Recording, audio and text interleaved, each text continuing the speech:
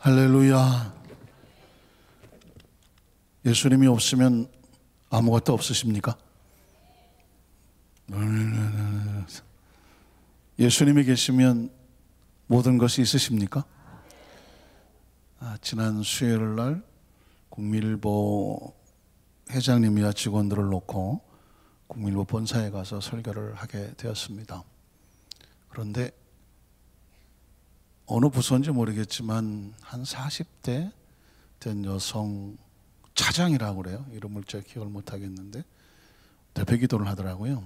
차장님께서 대표 기도를 하는데 대표 기도를 듣다가 안경을 벗고 많이 울었습니다. 우리가 늘 우리 장로님들, 권사님들, 또 우리 만수 집사님들 이렇게 교회에서 하는 기도하고 또 직장에서 하는 기도에 거기서 하는 기도가 또 다르더라고요. 근데 거기 기도는 이랬어요. 기도를 외웠어요, 제가. 하나님, 저희 연약함을 용서해 주세요. 그러더라고요. 근데 대표에서 기도하는 그런 의미가 아니라 자신의 연약함을 내려놓으면서 마치 개인 기도하는 것처럼 바로 하나님 앞에 두고 기도하는 것처럼 그렇게 기도를 해요. 하나님, 저 연약함을 용서해 주세요. 그리고 국민일보와 함께 일할 수 있는 사역의 터전을 주셔서 감사합니다. 또 감사하기는 같이 일할 수 있는 이런 동료들을 주셔서 감사합니다. 그리고 세상에 나가서 빛으로 역할을 해야 되는데 우리에게 일할 수 있는 능력을 주시옵소서. 조목조목 하는데 마치 일기를 쓰는 듯 했어요. 자신의 있는 형편과 처지를 있는 그대로 고백하며 용서를 구하고 감사하고 그리고 능력을 달라고 하더라고요. 그러면서 앞으로 30년, 올해로 국민일보가 30년이 된다고 하더라고요. 앞으로 30년 동안에 이 사역이 더 발전해 나갈 수 있도록 우리 모두가 소원합니다. 그냥 조목조목 이렇게 나가는데 제가 왜 이렇게 눈물이 날지 모르겠어요. 마치 주님 하나님 앞에서 드려지는 그 고백이 하나의 가식도 없는 것 같고 꾸밈도 없는 것 같고 그냥 진지하게 구하는 듯한 유창하지는 아니하고 화려하지 아니하지만 그 진실된 마음이 울컥하고 다가오는 것 같더라고요. 아, 하나님께서 우리에게 원하시는 예배, 기도, 헌신, 봉사는 어쩌면 그렇겠구나. 우리 마음속에 진실되게 다가오는 그 모습에 하나님의 마음도 울컥하시겠다는. 사실 늘 이 찬양 나올 때마다 제가 소개를 하지만 이 찬양의 작사자는 이인숙이라고 하는 뇌성마비 환자거든요. 뇌성마비로 태어나서 아니면 어쩌면 재수없게 뇌성마비가 되어서 어려서부터 살아간다는 것, 인생의 관점에서 보면 정말 힘든 이야기입니다. 근데 그가 그렇게 고백하는 거잖아요. 나는 예수님이 있으면 모든 게 있어요. 있기는 뭐가 있어? 아무것도 없어 보였는데 그러나 그의 영혼 속에 그 고백을 놀랍게 해내는 거예요. 그리고 내가 아무리 화려하게 많은 것을 가지고 있어도 난 예수님이 없으면 껍데기예요. 그 고백을 해내는 거거든요. 그게 옳고도 우리 마음속에 감동으로 다가오는 거예요. 이만큼 인생을 살았으면 눈치채지잖아요. 아, 빈손으로 왔다가 빈손으로 가는구나. 그 속에 예수 그리스도라고 하는 진리의 알맹이가 없으면 인생은 진짜 덧없는 거예요. 그러나 우리의 삶 속에 부족하고 연약해 보여도 알맹이로 꽉 쥐고 앉아있으면 그 그리스도, 그 예수 그리스도가 우리의 삶을 이 땅에서도 하나님의 나라, 이 땅을 떠나도 하나님의 나라 속으로 인도하게 되는 줄로 믿습니다. 앞으로의 신앙의 생활은 아주 진지하게, 그러나 꾸밈없이 아주 연약해 보이지만 아주 강하게 하나님 면전 앞에서의 신앙의 모습으로 한 걸음 한 걸음 나가면 누군가는 그 모습을 보고 감동하고 눈물 흘리는 사람이 있다는 것을 꼭 기억하시기를 주님의 이름으로 축복합니다. 함께 부르고 싶은 찬양은 그 속에 이런 단어가 있더라고요. 한번 따라 하실까요? 주님의 심장 가지고는. 누가 이런 표현을 썼을까? 주님의 심장을 가지고 온 세상을 변화시키길 원하는, 그 사랑으로 덮어가길 원하시는 그리스도의 심장을 가지고. 한번 따라 하실까요? 그리스도의 심장을 가지고. 여러분의 심장은 뛰십니까? 여러분의 심장은 펄떡펄떡 뛰시나요? 이 그리스도의 심장을 가지고 내가 살아 숨쉬는 동안에, 더 나이 먹기 전에, 더 움직일 수 없는 그날이 오기 전에, 아직 말할 수 있을 때, 아직 움직일 수 있을 때, 눈이 뭔가 좀 보일 때, 내가 하나님의 나라를 위해서 영혼을 살리며 하나님의 나라 속에 그 세상을 변화시켜 나가는데, 하나님 작은 벽돌 하나, 촛불 하나, 작은 손길 하나 되게 하여 주시옵소서. 그런 열정과 열망이 있나요? 그렇게 시간과 공간이 의미를 가지고 계십니까? 어떻습니까? 얼마나 더 있으면 잘 안 들리고 잘 안 보이고 잘 못 걸을 것 같은가요? 어떻습니까? 심장이 살아있어야 됩니다. 그리스도의 열망과 심장이 여기까지 우리를 끌어왔고, 지금 시간에 우리가 말씀과 기도와 찬양을 통해서 다시 뜨거워져야 될 것은 우리의 심장이에요. 그 열정과 열망이 다시 하나님 앞에서 일어서게 하시옵소서. 그 하나님 앞에서 주님의 심장을 뭐로 바꾸시는 비전입니다. 오늘 주님의 심장에 가지고 세상을 나가고자 하는 그 비전이 찬양과 기도 속에, 예배 속에 우리 가운데 풍성했으면 좋겠습니다. 우리 함께 그 비전을 가지고 같이 찬양을 한번 하겠습니다. 세상의 모든 민족이 구원을 얻기까지, 세상 모든 민족이 구원을 얻기까지 쉬지 않으시는 하나님,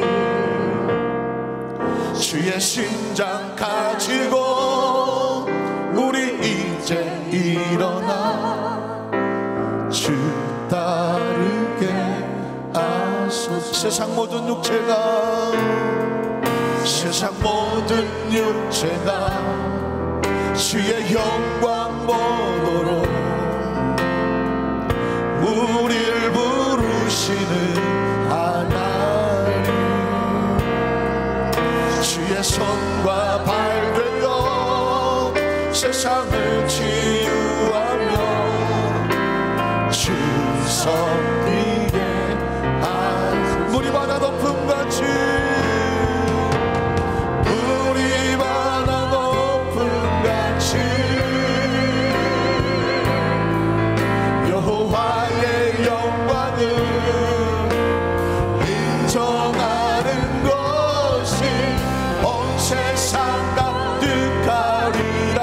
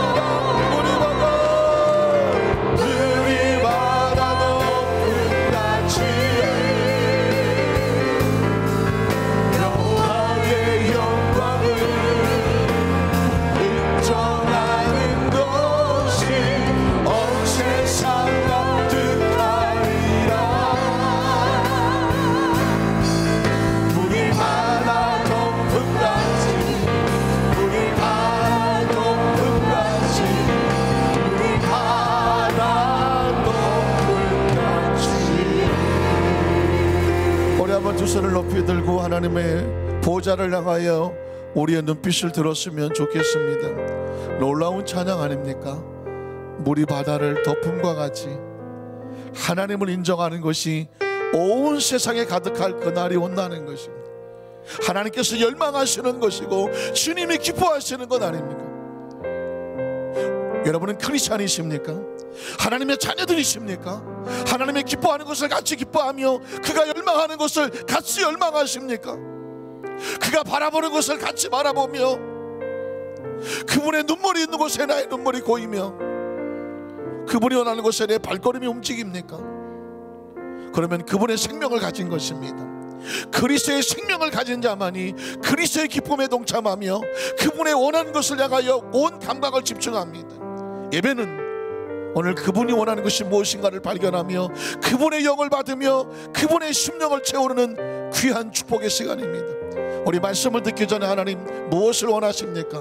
나를 통해서 무엇을 하기를 원하십니까? 하나님의 마음을 주시옵소서. 주님의 심장을 주시옵소서. 주님의 열망을 주시옵소서. 다시 한번 우리 주여 삼차하고 통성으로 기도합니다. 주여 주여 주여. 하나님 세상의 모든 민족이 구원을 얻기까지 그분은 쉬지 아니하신다고 하셨습니다. 하나님은 쉬지 아니하신다. 주님의 심장을 가지고 이제 일어나라. 새벽 이슬 같은 주의 청년들아, 주님의 심장을 가지고 이제 일어나라. 그리고 그를 따라가라. 그를 열망하라. 그분의 십자가를 지고 그가 기뻐하는 것을 향하여, 그가 달려가는 것을 향하여 그분을 따라가라. 세상의 모든 육체가 주님의 영광을 얻도록 그가 우리를 부르신다. 우리를 부르시는 하나님, 주님의 손과 발 되어 세상을 치유하며 주를 섬기게 하시옵소서. 물이 바다를 덮음과 같이 하나님의 영광을 인정하는 것입니다. 온 세상을 가득하려는 것입니다. 물이 바다를 덮어야 바다가 되는 것입니다. 우리 하나님 안산교회 성도들은 하나님의 나라의 비전을 놉니다. 그 왕이 오신다. 그분이 오신다. 주님의 기쁨이 되기를 원합니다. 주님의 열망이 되기를 원합니다. 우리의 심장이 식지 않으나 우리의 심장은 뜨겁습니다. 주님의 열망이 뜨겁습니다. 주여 주여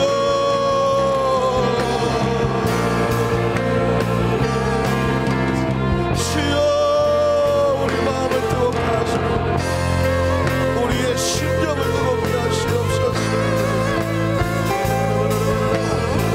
하나님 이 시간에 우리 마음이 뜨거워져야 됩니다. 우리의 심령이 뜨거워져야 됩니다. 예배를 통해서 하나님의 터치가 임하기 원합니다. 그 십자가 밑에 나아가서 그 흐르는 피로 말미암아 우리가 정결됩니다. 새롭게 되며 의롭게 되어지며 생각이 맑아지고 눈이 맑아지고 이제 우리를 통해서 하나님의 역사가 나타납니다. 우리를 통해서 그 피가 흘러갑니다. 그 하나님의 생명의 생수가 흘러갑니다. 주여 우리를 통해서 세상을 변화시키기 원하지 않습니까? 주여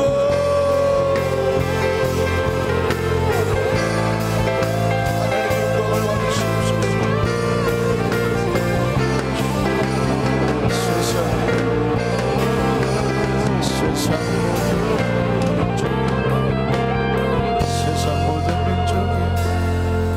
세상 모든 민족이 구원을 얻기까지 쉬지 않으시는 하나님, 주의 심장 가지고 우리 이제 일어나 주 따르게 하소서. 세상 모든 육체가 주의 영광 보도록 우릴 부르신 하나님, 주의 손과 발 되어 세상을 치유하며 주 섬기게. 우리는 손 높이 들고 찬양합니다.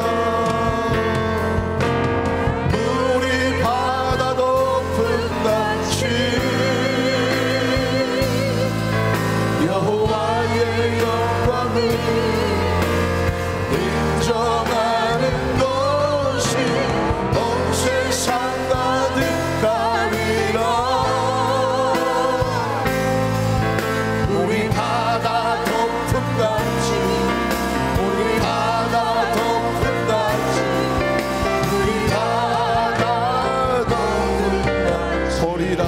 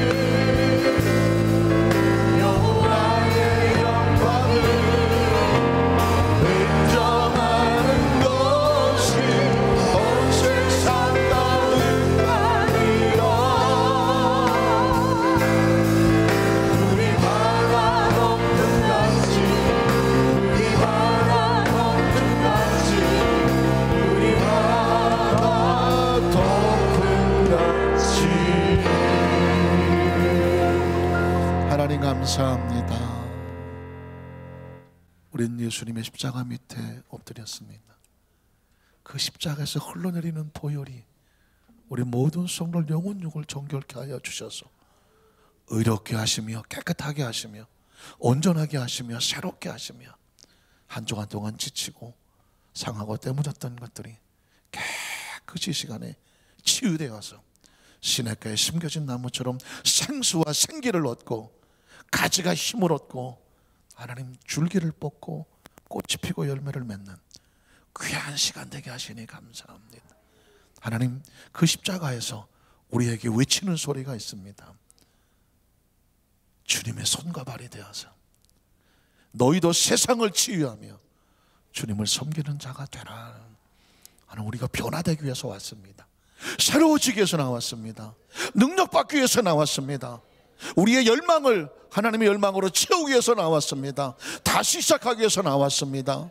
주여, 우리를 충만케 하여 주시고 성령의 비전으로 채워주셔서 말씀에 붙잡혀 하나님 세상을 향하여 당당하게 다윗이 하나님 말씀을 의지하여 담을 뛰어넘나이다. 하나님은 세상을 뛰어넘는 우리 안산교회 성도들이 되게 하여 주시옵소서. 예수님 이름으로 간절히 축복하고 기도드리옵나이다. 아멘.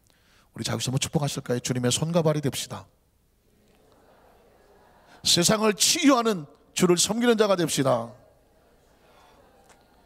할렐루야. 한 번 더 축복하세요. 하나님 당신을 사랑하십니다. 나도 당신을 사랑합니다. 좋은 일을 합니다.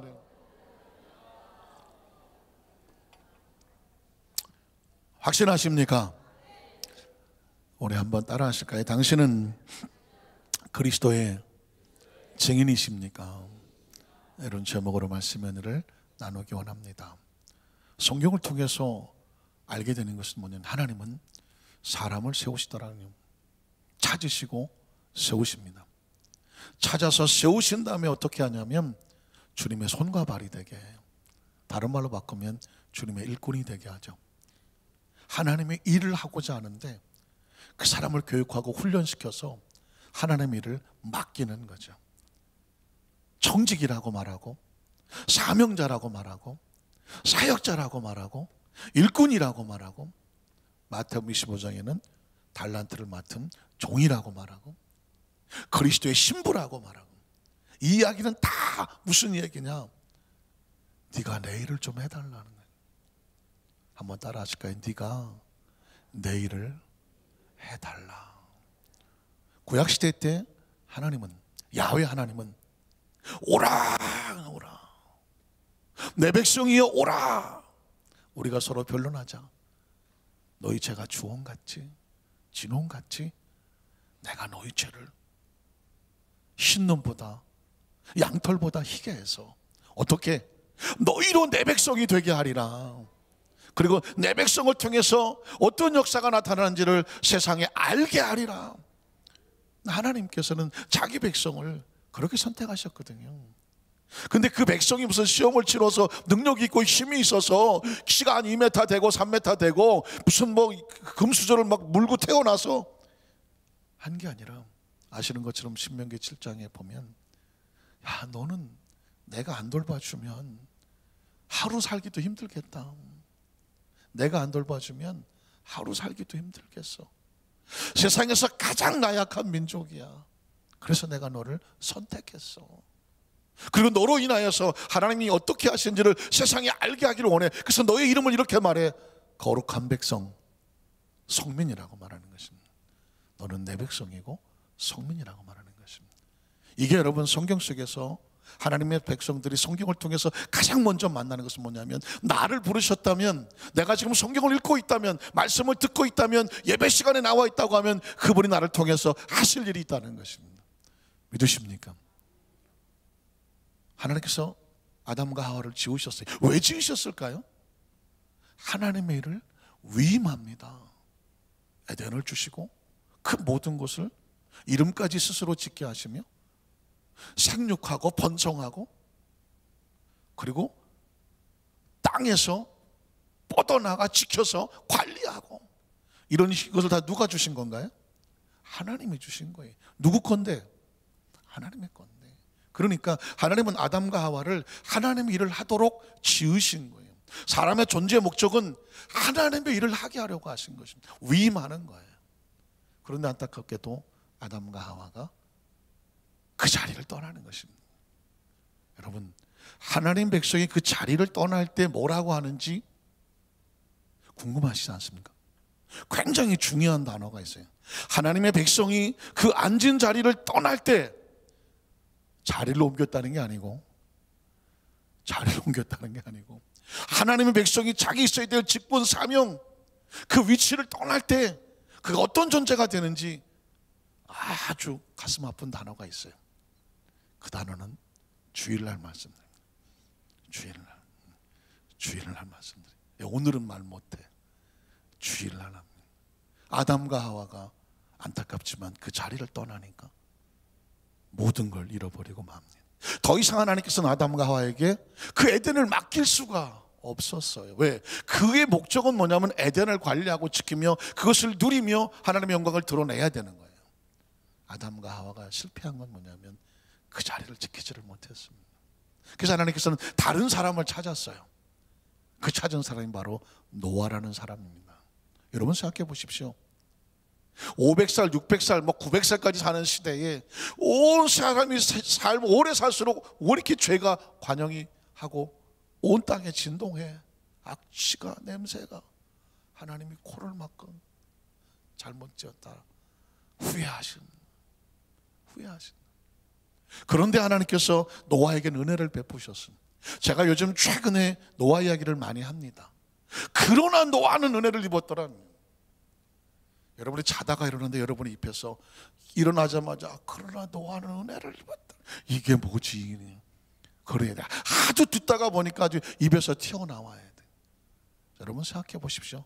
그 엄청난 시대를 관통하여 아담과 하와를 잃어버린 하나님께서 새로운 민족을 만들어야 되겠는데 누굴 통해서 할까? 하나님은 찾고 계셨다니까. 한번 따라 하실게요. 하나님은 그 시대 속에서 하나님께서 찾고 계시는 인물이 있다. 아무도 없어서 아무도. 한 사람이 눈에 띄었어요. 그게 노아였어요. 생각해 보십시오. 그 노아에게 하나님께서 무려 120년 동안 방주를 짓게 합니다. 하나님의 눈에 뜬다는 게 만만한 게 아니에요.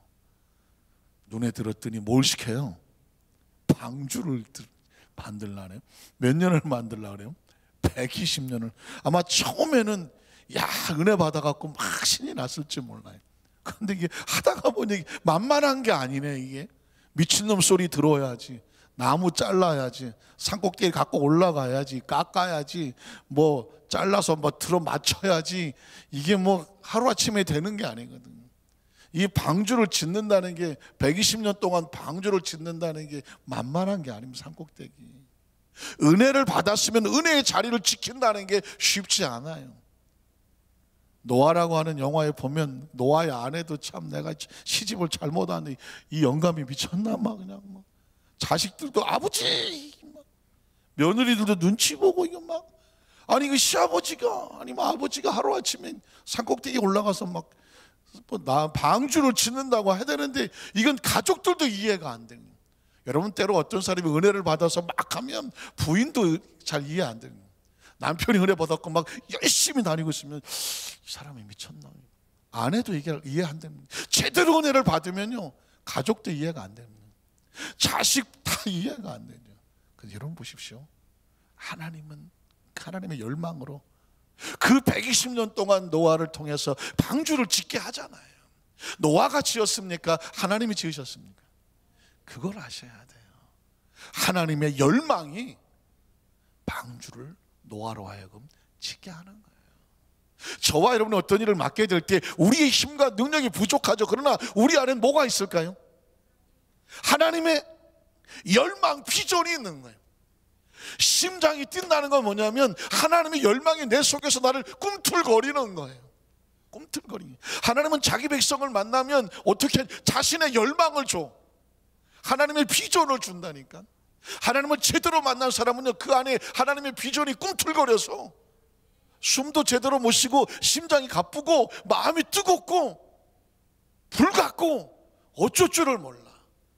어떤 사람은 그것을 성령이라고 말하고 어떤 사람은 그것을 은혜 받았다고 말하고 어떤 사람은 하나님 나에게 꿈을 줬다고 말하는데 그러나 그 모든 것은 하나님의 비전이에요. 열망이에요. 노아라고 해서 120년 동안에 방주를 짓는 게 무슨 로봇도 아니고 AI도 아니고 그게 좋았겠습니까? 쉽지 않아요. 매일매일 싸움이에요. 매일매일 싸움. 그러나 그가 할 수 있었던 것은 뭐냐면 노아의 인내심도 아니고 노아의 어떤 자제력도 아니고 그가 평소 무슨 무슨 기술이 좋아서도 아니에요. 하나님은 하나님의 열망으로 움직이는 만군의 야훼의 열심히 그것을 이루시리라 하는 거예요. 믿으십니까? 노아를 통해서 하나님께서는 새로운 8명을 세워서 새로운 민족을 만들잖아요. 그 노아는 방주를 지어서 뭘 했느냐? 구원받았다 이걸로 끝나는 게 아니에요. 세상을 바꿨죠. 한번 따라 하실까요? 노아는 방주를 짓고 무엇을 바꿨다? 세상을 바꿨지. 그 이전에 죄악이 관영하던 걸 다 쓸어버리고 하나님의 열망을 통해서 하나님의 선택한 새로운 순종하는 사람 8명을 통해서 새로운 민족이 출발을 하는 거죠. 하나님이 하시는 건 그 이야기입니다. 그리고 이제 인류가 새로운 족속이 되어져 나가니 율법으로는 안 되겠다. 믿음의 사람을 세우자. 믿음의 조상을 선택하자. 그래서 그 시대 속에서 하나님은 아브라함을 또 선택하는 것입니다. 자, 하나님은 사람을 만나면 그 속에 무엇을 주신다고요? 하나님의 비전. 비전이 영어라서 뭐 잘 안 들어오면 열망. 한번 따라 하실까요? 열망. 열망이 뭐예요? 열정적인 하나님의 희망, 소망, 꿈. 멀쩡하던 사람이 저 아버지 밑에서 우상이나 깎아서 금칠해서 팔아먹고 살던 아브라함이라는 사람이 하나님을 만나니까 하나님이 갑자기 그에게 이제 내가 너에게 열망을 줄게. 나의 비전을 줄게. 너는 이제부터 내가 지시하는 곳으로 따라와. 뭘까요? 넌 나하고 같이 가. 그러면 내가 너로 큰 민족을 이루겠다고 말했어요. 아브라함이 큰 민족을 만듭니까? 하나님이 만듭니까? 알기는 뚫어지게 잘하시는 하나님이 만드는 거예요. 아브라함이 뭘 하겠어? 75세예요. 왜 75세예요? 65세는 조금 힘들어. 지가 날 수도 있고 안 날 수도 있어.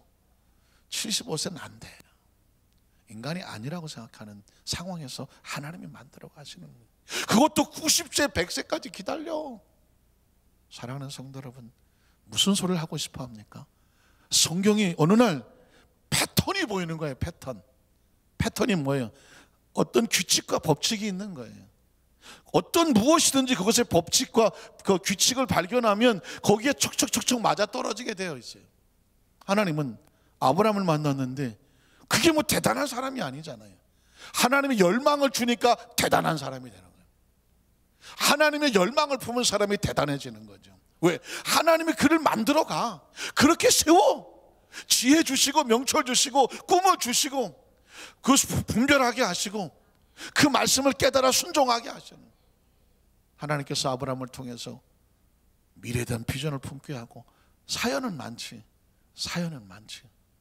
생자를 데려다가 하나님께서 만드시려니까 사연은 많죠. 그러나 그가 마침내 변화가 되고 나니까 이제 아브라함은 그 밑에 자식들을 다 누구로 만드냐? 비전의 사람으로 만드죠. 아브라함이 하나님을 만나지 않고 만약에 자식을 낳을 리도 없겠지만 만약에 하나님 낳았다고 하면 그건 다 우상의 자식들이에요. 그런데 아브라함이 변화되니까 놀랍게도 그가 만난 그 자기 자식들은 다 비전의 사람이에요. 이삭이 비전을 꿈고 야곱이 비전을 꿈잖아요. 놀라운 겁니다. 우리가 하나님을 만나서 변화돼야 이제 내 속에서 나와 같이 내가 만나는 모든 사람들은 하나님의 사람으로 바꿔지는 거예요. 내가 옛날에 술 주정뱅이였어. 그러면 지금 내 친구들은 다 어떤 친구들일까요? 주정뱅이지 다 술 친구지 뭐. 다 술 친구예요. 왜? 다 끼리끼리 노는 거잖아요. 안 그렇습니까? 근데 우리가 술을 먹지 않아. 술 끊은 지가 오래됐어. 술하고 더 이상 친하지가 않아. 이 사람의 친구들은 뭘까요? 술 친구는 더 이상 나를 찾지 않는다. 찾으면 아직 못 거는 거지. 난 지금도 있지 않아요? 제 군대 동기들 가끔씩 보고 싶잖아요. 한번 연락이 돼갖고 저 남양주에 있는 무슨 배나무집인가 갈비집이 있더라고요. 그 밤에 거기를 찾아갔어. 아이고 모처럼 만에 동기들이라고서 내 반에 같이 있었던 친구들 뭐 또 선후배들도 있지만 갔죠. 엄청 먹대. 그래서 뭐 처음부터 마지막까지 갈비만 먹었지 나는 그냥. 그래서 뭐 한참 잘 좋았어. 술 다 쳐드셔갖고 내가 그 대리기사 노릇했는데 다 집에다 데려다 주고 아이고 다음부터는 안 불러요. 그래서 내가 하도 안 불러갖고 전화를 했지.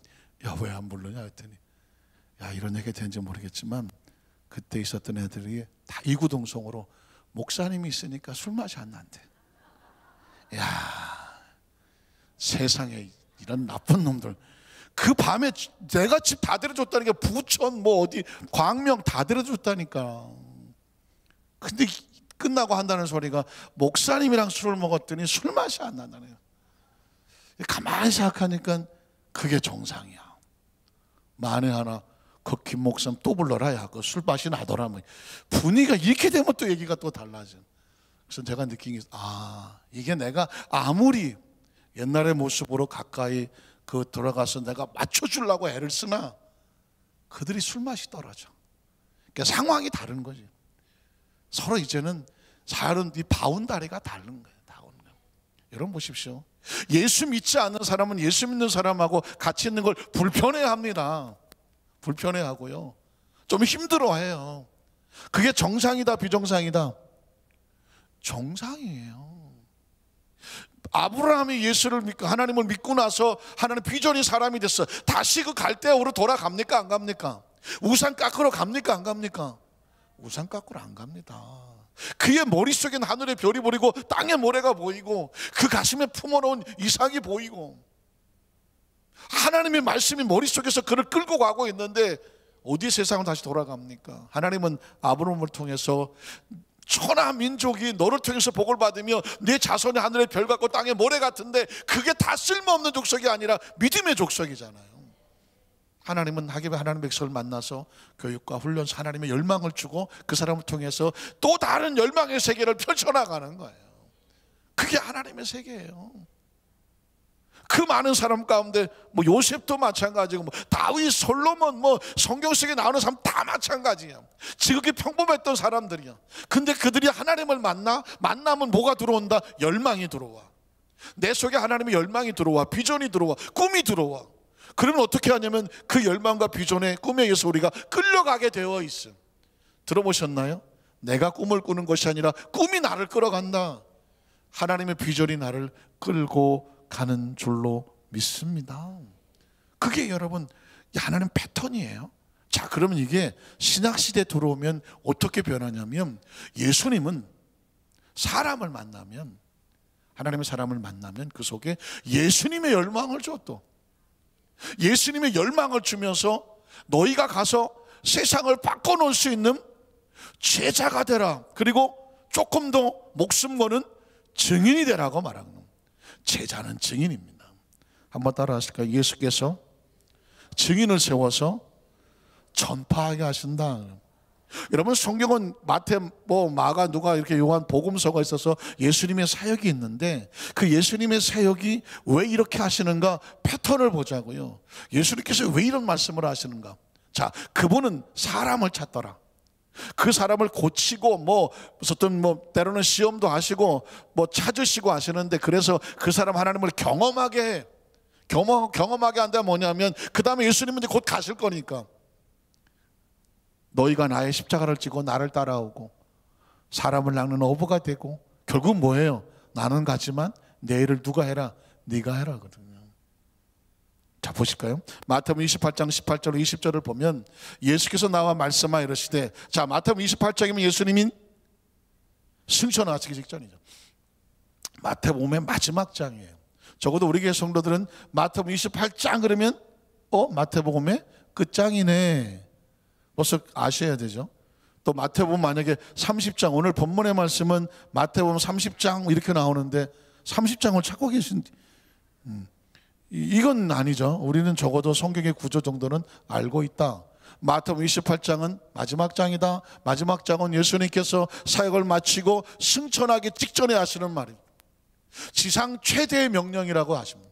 지상 최대의 명령이 무엇일까요? 예수님께서 승천하시기 전에 가장 긴박하게, 가장 절실하게 주시는 그리스도의 명령이다. 자, 뭐라고 말씀하십니까? 예수께서 나와 말씀하여 이르시되, 하늘과 땅의 모든 권세를 이제 내게 주셨으니. 그전에 아담과 하와가 이 권세를 마귀에게 넘겼거든. 그래서 마태복음 4장에 보면 마귀가 뭐라고 세 번째 시험하냐면, 네가 나한테 엎드려서 절을 하면 내 영광과 권세를 누구에게 주리라? 너한테 준다고 말했습니다. 그 권세를 누가 가지고 있었냐면 마귀가 가지고 있었거든요. 세상 임금, 세상 왕이요, 어둠의 왕이라고 말하는 게 왜냐하면 아담과 하와가 죄를 지음으로 말미암아 그 권세가 누구에게 넘어갔냐면 마귀에게 넘어갑니다. 죄 이야기를 또 해야 되는데, 죄를 지면 우리의 모든 주권이 누구에게 넘어갈까요? 우측이 알았지. 이거 큰일 났네. 이거 주일날 설교할 건데, 이거 죄를 지으면 우리의 주권이 어디로 넘어가냐면 마귀에게 넘어가요. 그런데 예수를 믿으면 우리의 주권과 소속이 어디로 넘어오냐면 예수님께로 넘어와. 왜냐하면 예수님께서 하늘과 땅의 모든 권세가 누구에게 있다? 나에게 있다고 말했습니다. 그런데 그 그리스도 속에 들어가려면 그분을 구주로 고백하고 그 속에서 우리 위치를 정해야 되며 죄에서 나와야 돼요. 이런 찬송을 보면, 예수님의 찬송은 죄에서 자유를 얻게 하면 그 피로 속죄함. 왜냐하면 예수님은 죄를 씻어내야 돼. 죄로 인해서 우리의 소속이 달라져. 어느 나라 사람인지 소속이 달라져. 그래서 예수님께서 하늘과 땅의 모든 권세를 내게 주셨으니, 자, 그 다음에 보면 그러므로 너희는 가서 그랬습니다. 너희가 누구예요? 예수의 부활을 믿고 하나님의 자녀가 되어져서 예수를 경험하고 체험해서, 그럼 어떻게 해? 우리가 여기서 오랫동안 우리끼리 살자가 아니죠. 구약 시대는 오라였어, 오라. 그러나 신약 시대는 뭐냐? 가라. 한번 따라하시게. 가라. 가야 돼. 예수를 믿고 구원받고 하늘을 만났으면 그 다음에 어떻게 되냐면 바로 세상을 향해서 도전을 해야 돼요. 한번 따라하실까요? 예수를 만났으면 예수를 전해라. 야, 어느 부흥에서 어떤 외국 부흥사가 한 얘기입니다. 예수를 만났느냐? 그게 확실하냐? 나가서 예수를 전해라. 바울은 예수를 만나자 3일 만에 나가서 전했다는 거예요. 예수가 여기 속에 들어온 사람은요, 이걸 전하지 않을 수가 없대요. 예수가 차면 나가서 움직여 전해. 한번 따라 하실까요? 예수를 만났으면 예수를 전해라. 구원을 받았으면 세상을 바꿔라. 은혜를 받았으면 교회 일꾼이 되라. 성령을 받았으면 나가서 증인이 되라. 표적이 있어야 돼. 나 구원 받아서 어땠다는 거예요. 그 감격으로 말미암아 하나님의 나라 속에 있으며 세상으로 뛰쳐나가질 않지. 예전에 내가 아니야. 구원을 받았으니까. 예수를 만났어. 그래 어쩌다고. 예수를 만났더니 예수를 내가 전하지 않으면 견딜 수가 없어야 돼. 그게 만난 사람이야. 예수를 만났는데 예수에 대한 열망이 없어. 나가서 뭘 어떻게 될지는 모르겠어. 스쳐 지나갔나 봐. 예수를 만났으면 예수는 우리 마음에 열망을 주는 거죠. 예수님께서 지금 예수를 정확히 만난, 부활의 주님을 만난 제자들과 그 백성들에게 말하는 것입니다. 너희가 나를 만났니? 너희는 가서 모든 민족을 제자로 삼아. 제자가 뭐예요? 믿고 따르며 가르침대로 사는 삶을 제자라고 말해요. 아버지와 아들과 성령 이름으로 침례를 베풀고, 침례가 뭐예요? 세상에 대해서 죽고 하나님의 나라에서 다시 살아난 자야. 예수를 제대로 만난 사람을 침례받은 표적이에요. 그 사람은 나가서 또 예수를 전하겠죠. 침례를 베풀고 그 다음에 내가 너에게 분부한 모든 것을 가르쳐 뭐 해라? 지키게 하라. 그 제자들과 증인들이 세상에 계속 존재하는 한 볼지어다. 무슨 말이 있을 것 같아요? 내가 세상 끝날까지 너희와 항상 함께 있으리라 하시니라. 그리스도가 이 땅에 있게 하는 건 뭐냐면 우리의 증인된 사역이 끝나지를 않아야 돼요. 이 70억의 인구 가운데 누구도 그리스도를 전하지 않아 그리스도가 이 땅에 있을까요? 없을까요? 전하는 자가 없는데 그 존재가 있을 리 없죠. 그분이 하실 일도 없어. 그리스도는 누구의 안에 존재하느냐? 그가 그의 증인들, 그의 제자들이 예수를 끊임없이 전파하는 한 그리스도는 여전히 우리와 함께 하시는 줄로 믿습니다. 마가복음 16장 15절 19절도 마찬가지죠. 또 이르시되 너희는 온 천에 다니며 만민에게 복음을 전파하라. 이건 누가 하는 거예요? 복음을 전파하는 건 전도사님이 하는 건가? 너희가 누구예요? 예수의 부활을 믿고 그가 구주가 된 것을 확신하는 하나님의 사람들, 예수 만난 사람들. 거긴 직분이 없어요. 예수를 만났는지 안 만났는지가 중요해. 예수를 만난 사람, 예수를 아는 사람, 예수 안에 있는 사람, 예수가 소중한 사람, 그분의 은혜를 아는 사람, 그분이 무엇을 원하는지 열망이 여기 살아있는 사람. 신앙은 겉모습도 아니고 직분도 아니에요. 신앙은 뭐냐? 그 속에 예수의 심장이 얼마나 뛰느냐. 물론 그 뛰는 사람들을 세워서 직분을 세우는 거죠. 그러면 그 열망이 식지 않아야 돼. 열망이 식지 않아야 돼. 저는 우리 안산교회 성도님들이 열망이 식지 않기를 주의 이름으로 축복합니다. 참 감사한 것은 우리 성도들이 이 말씀의 비전에 같이 품기 시작했다는 것입니다.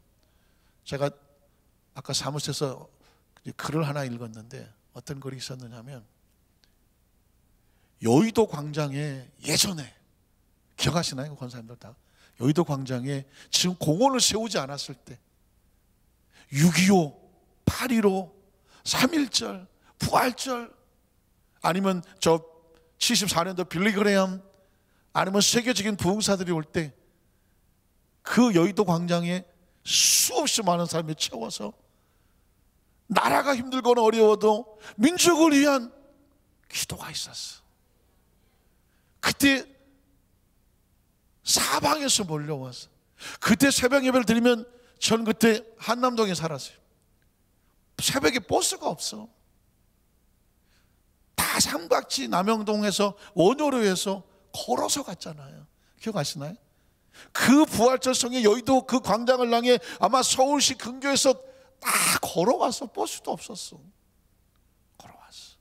그리고 그 새벽에 촛불을 들었는지 어떻게 했는지 부활의 주님을 가는데, 멀다는 불평하는 적도 없고 무슨 왜 하느냐 이런 게 없었어.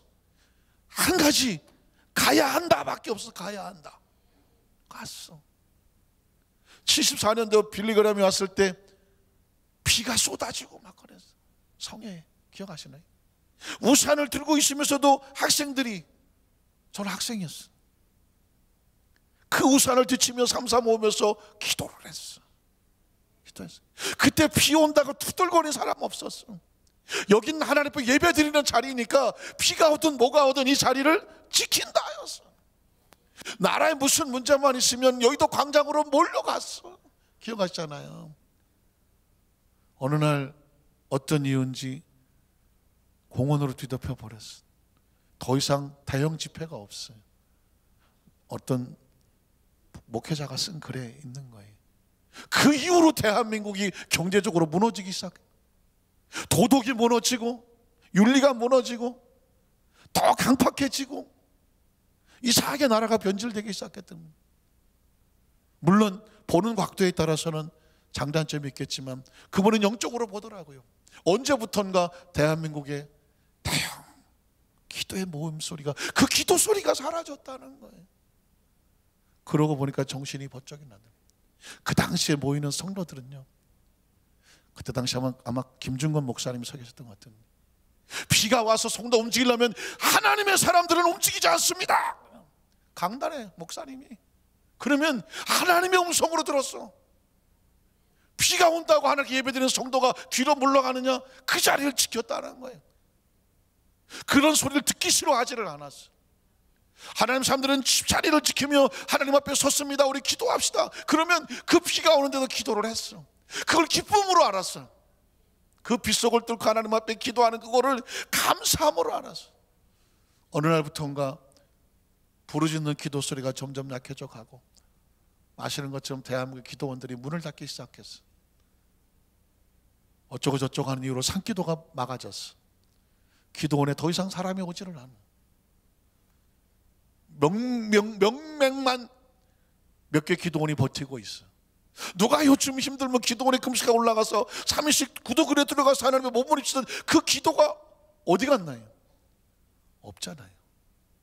점점 없어지기 시작했잖아요. 영적으로 머물러져 가잖아요. 여러분, 하나님과의 관계가 멀어지면 경제적인 축복도 끊어지는 겁니다. 생명의 축복도 끊어지는 겁니다. 지금 이런 차원에서 본다고 하면 갖다 붙여서가 아니라 영적으로 기도하는 사람들은 지금 대한민국의 경제적 위기가 아니라 영적인 위기인 거예요. 혹시 기도원 다녀보시면 아시겠지만 기도는 더 이상 한국에서 안 됩니다. 그러나 그럼에도 불구하고 몇몇 기도원에서는 사명자들이 모여서 몸부림치면서 밤새도록 통곡하며 기도합니다. 여기 안양 어디 있는 기도원, 저 태릉 어디에 천보산 기도원, 제가 거기 성에 강사를 한번 갔었는데 깜짝 놀랐습니다. 순복음 교회도 아니죠. 천보산 꼭대기에 어떻게 올라간지도 몰라. 사명자 기도에 그냥 꽉 차서 몸부림치며 기도해. 나라를 위해서, 영적으로 위해서. 그 사람들이 다 어디서 왔는지도 몰라. 그런데 꿋꿋이 그렇게 기도해. 그나마 그걸로 버티는 것 같아, 내 생각에는. 그 글의 요지는 뭐냐면 성도들이 점점 나약해지고 있다는 거예요. 점점 나약해지고 있어. 조금만 있으면 서운하고, 조금만 불편하면 힘들다고 말하고, 조금만 마음에 안 들면. 그리고 강단에 있는 목사님들도 늘 위로하고 잘 될 겁니다. 아유, 괜찮습니다. 다 그냥 이렇게 어린아이들 돌보듯이 그냥 아이고 혹시 또 시험 들어서 교회 안 나올까 봐. 시험 들어 교회 안 나오는 이유도 많아. 아까 권사님들하고 식사하는데 옛날 생각하니까 어떤 성도님이 갑자기 교회를 안 나온대. 왜 그러냐 했더니 목사님이 손을 꽉 안 잡아줘서 안 나온다. 제가 30대 때 들은 소리예요. 2층에서 수도 없이 막 구름대같이 내려와. 그 내려온 사람들 악수를 해야 돼. 다 악수. 2층에서 내려오거나 1층에서 악수를 해. 가까이 있는 사람 꽉 잡으면 저 뒤 간 사람은 아이고 이렇게밖에 안 돼. 어느 날 교구장이 와서 목사님 그 성도가 교회를 안 나온답니다. 왜 그러냐 했더니 왜 나만 끝에 잡냐 그러고. 그래서 아니 그럼 꽉 잡아드린다고 하는데 이미 가고 없어 안 왔어. 야, 이해는 가. 아마 늘 이렇게 좀 자기가 좀 관심이 되고 싶은지 모르는데 목사님이 손끝을 잡았다니. 내가 지금 누군지를 알아요.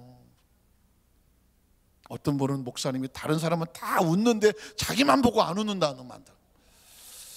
아, 이걸 어떻게 해결해야 되나. 그래서 제가 혹시 우리 성도들 가운데도 목사님은 다른 사람 보면 잘 웃는데 나만 보면 안 웃는다? 이유가 있어. 제가 웃을 힘도 없이 지쳐서 그래요. 혹시 제가 봤는데 제가 안 웃거든. 아이고 목사님이 날 보고 웃을 힘도 없이 지쳤나 보다. 그러면서 바로 꼬리곰탕을 사줘. 아이고 목사님을 꼬리곰탕 사드리라고 하는가 보다. 왜 꼬리곰탕이냐? 반가우면 개도 꼬리를 흔들어. 사람은 꼬리가 없어. 그래서 눈웃음이라도 쳐야 되는데 눈꼬리라도 힘이 없어. 그러니까 여러분 혹시 제가 안 웃었다고 해서 시험에 들지 말라니까. 그건 시험 들 일이 아니야. 목사님이 얼마나 힘드시면 날 보고 웃을 힘도 없으실까 하면서 무슨 곰탕? 알면 됐으니 꼬리곰탕 좀 사줘. 그렇게 해서 그거를 영적으로 이겨나가야지. 뭐 안 웃었다고 시험 들고 죄송합니다. 손끝에 잡았다고 시험 들고 뭐 어떻게 했다고 시험 드는 가지수도 많아. 어렸을 땐 괜찮아. 어렸을 때는 어린아기가 뭐 그러고 뭐 이래도 울고 저래서 우는 건 아이고 그래 하지만 그러나 장성한 즉 어린아이는 다 어떻게 해야 돼? 버려야지. 버리고 이제 장성하면 부모님을 같이 도와줘야 되잖아요. 어머니, 아버지, 제가 할 게 뭐가 있을까요? 뭐 하면서 이게 같이 힘이 돼줘야 되잖아. 언제까지 맨날 부모만 보고 시험 들려면 어떡해. 그래서 우리 성도들은 앞으로 목사님 보고 시험 들면 안 돼. 왜? 나는 혼자인데 1000명이 넘는 성도들이 어디다가 눈을 맞출지 몰라. 어디다가 맞출지 몰라. 그러니까 제가 맞히기가 힘들어. 어떻게 돼? 누구한테 맞춰줘야 돼요? 절 좀 맞춰줘, 좀 맞춰줘. 그래서 제가 뭐 안 웃으면 눈꼬리가 우리 이것도 못 움직이나 보다. 그러고 꼬리곰탕 그냥 악수를 했는데 끝에 되면 이거 손뻗을 힘도 없는가 보다. 그러면서 또 꼬리곰탕. 뭐 이렇게 좀 이렇게 해주세요. 그러면은 내가 시험을 드는 게 아니라 내가 뭘 해야 되겠구나. 어떤 마음이 들어요? 내가 뭘 해야 되겠구나. 이런 마음이 생기잖아요. 그래서 같이 힘이 돼달라는 것입니다. 내가 또 꼬리곰탕 얘기했다고 시험 들지도 몰라. 갈비탕이나 달라고 그러시지 왜 또 꼬리곰탕 16,000원짜리인데 저것들 혹시 그러실지도 몰라. 그건 꼭 꼬리곰탕이라는 얘기는 아니고 교회의 일꾼이 되다는 거죠. 어떤 힘들고 어려운 일이 있으면 그게 왜 그래 할 게 아니라 내가 나서서 그 일을 아니면 우리가 나서서 그 일을 한번 해보자. 어떻습니까? 이번에 수요일날 금요일날 목요일날 그 임장을 하는데 깜짝 놀랐어요. 늘 열심히 하시지만 많이들 오셔서 정말 수요일날도 잘 끝났고 목요일날은 3시쯤에 사실은 수요일날 제가 피자를 한번 쌌더니 너무 좋아하시는 거예요. 그래서 큰 소리 쳤지. 목요일날도 피자가 있습니다.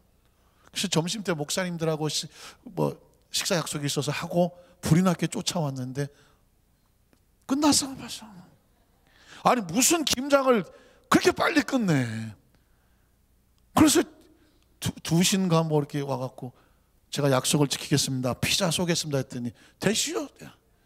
지금 돼지고기 잔뜩 먹어서 배불러서 그래서 제가 얼마나 미안한지 그래서 제가 콜라라도 드시겠습니까 그랬더니 돼지고기 먹고 콜라 안 먹어요?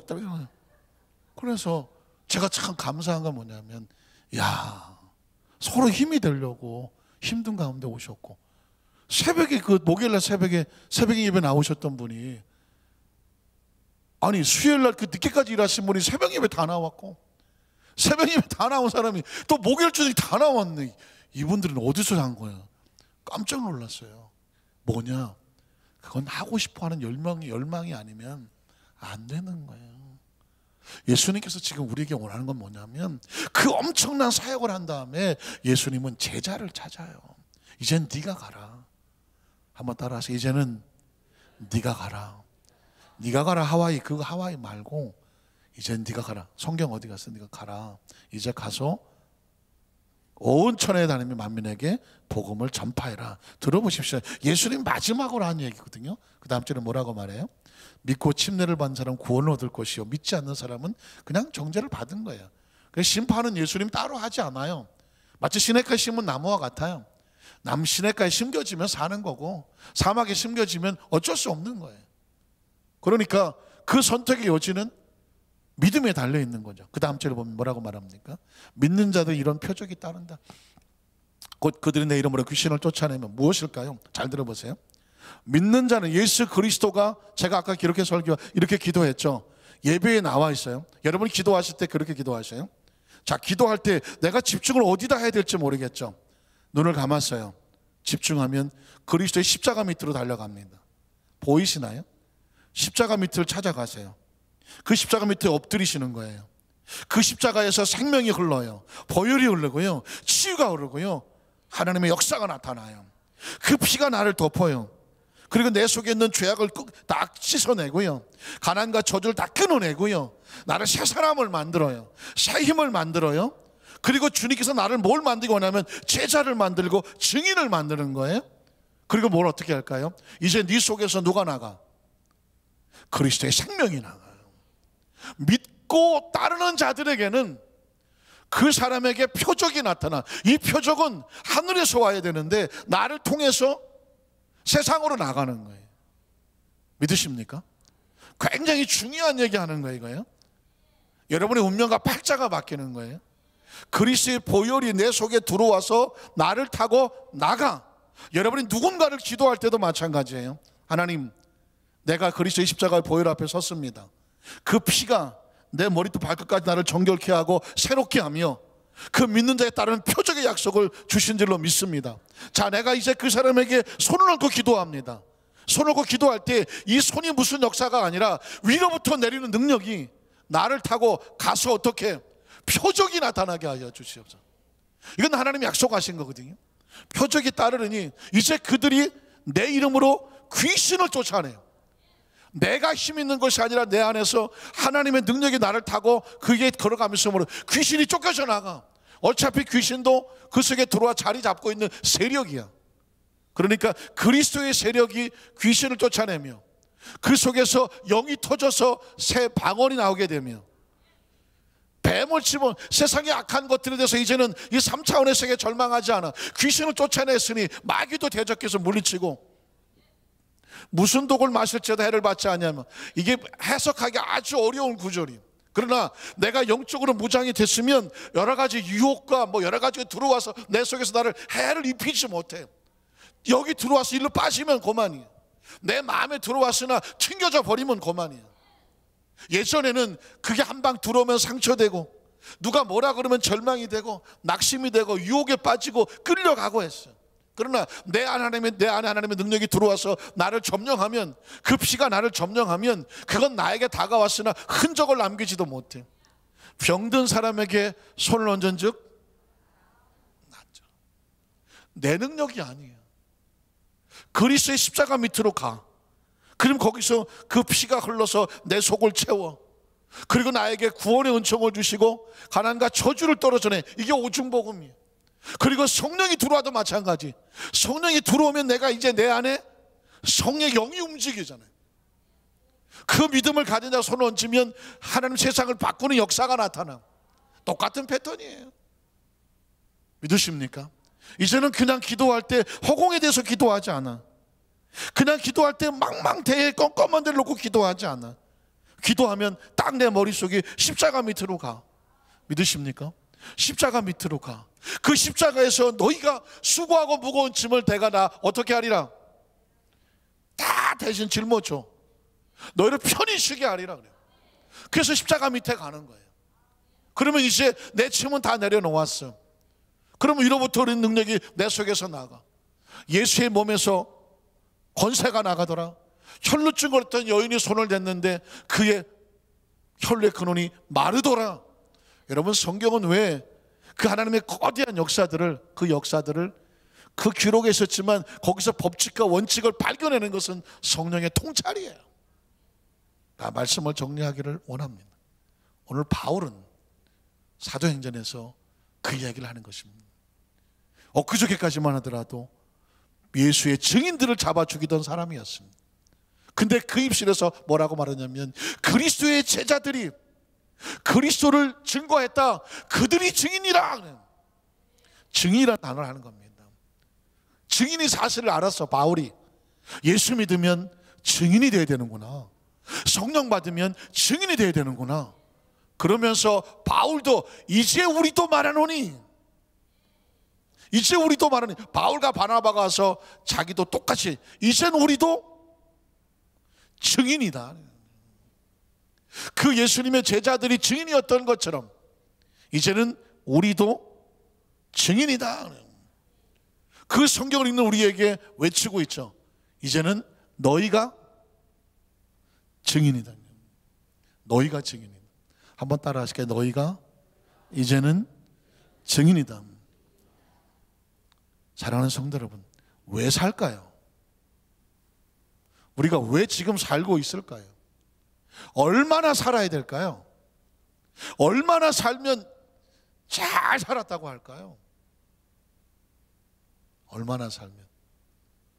요즘은요, 세월이, 과학이 얼마나 발달했는지 지금 시대 사람들이 제일 무서워하는 게 치매잖아요. 치매.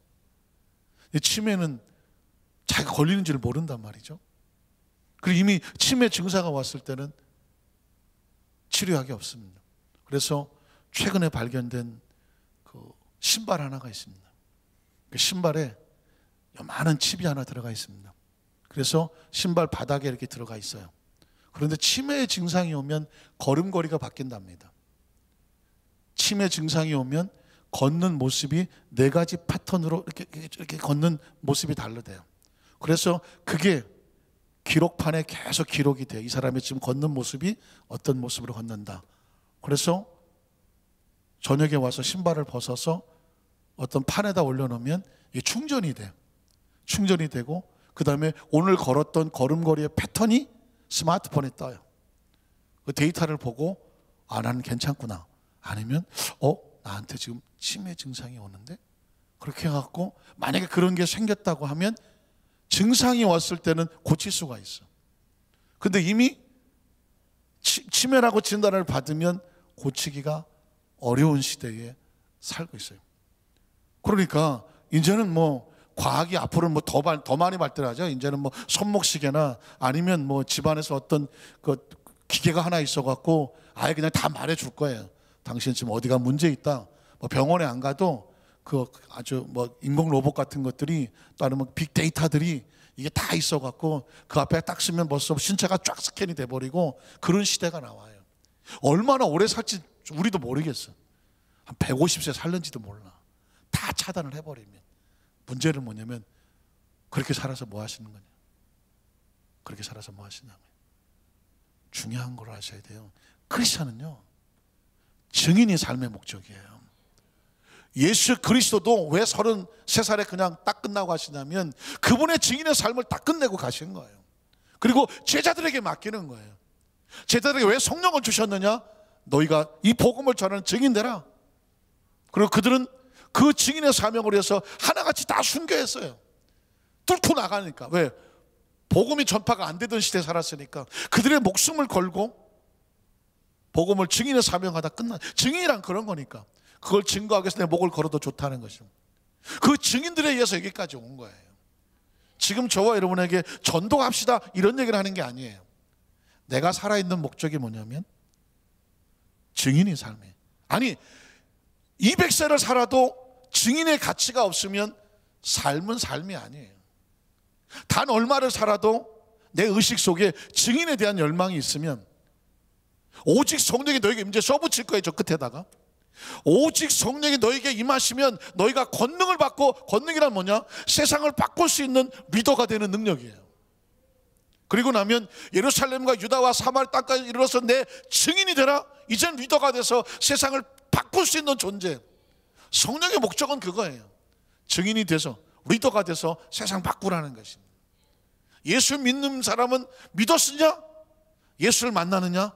전파해라. 저와 여러분의 모든 삶은요, 증인의 삶이에요. 바울도 예수 믿고 변화되고 나서 그 마지막 순간 당할 때까지 그리스도의 증인의 삶을 살았어요. 그 목사님들이나 전도사님들 아니에요. 목사나 전도사나 뭐 다 직분자들은 이 증인의 사역을 위해서 직분을 나누었을 뿐이에요. 크리스천은, 예수를 믿은 사람은 다 증인이에요. 다 증인이에요. 그리고 그 증인의 삶을 사는 사람은 그 생명의 가치가 있으며, 그리고 그 증인은 하나님의 열망이 있어. 그 열망을 가진 사람은 하나님이 그 열망으로 이끌어 가실 것입니다. 이 시간에 우리 머릿속의 열망은, 내가 어떤 집을 갖는다, 중요합니다. 우리 자녀가 어떻게 된다, 중요합니다. 사업자 어떻게 된다, 중요합니다. 이 모든 것들은 하나님의 열망을 이루기 위한 백그라운드예요. 진짜 열망은 나를 통해서 하나님의 일, 그것이 무엇이 됐든지 간에 하나님의 나라 속에 증인의 사명을 감당하게 하여 주시옵소서. 그러면 그분이, 그 증인의 열망을 주게 하신 그 하나님이 우리를 이끌어 가실 줄로 믿습니다. 기도하겠습니다. 하나님 아버지, 감사합니다.